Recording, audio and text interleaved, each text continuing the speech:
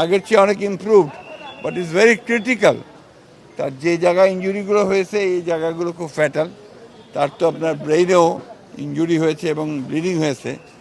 তো ডাক্তার সাহেবদের কাছে আলাপ করে আমার যা মনে হলো যে হি নিডস, এখানে তারা চিকিৎসার কোনো ত্রুটি করেনি, সব ঠিকঠাক আছে।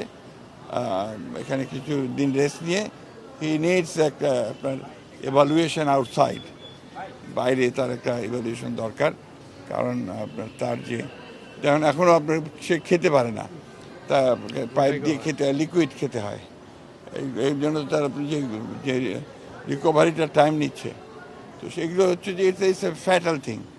আমার কাছে যেটা সবচেয়ে খারাপ লেগেছে যে যারাই আঘাত করুক, আঘাতটা করেছিল কিন্তু তাকে হত্যার উদ্দেশ্যে, এটা খুব পরিষ্কার, কারণ ফ্যাটাল একদম। তো আমি জানি না যে এত কিছুর পরে, এই সমস্ত অভ্যুত্থানের পরেও এখনও যে ল এনফোর্সিং এজেন্সিস আমাদের নেতাদের উপরে এভাবে আক্রমণ করে, সাধারণ মানুষকে তারা কি করেছে চিন্তা করেন।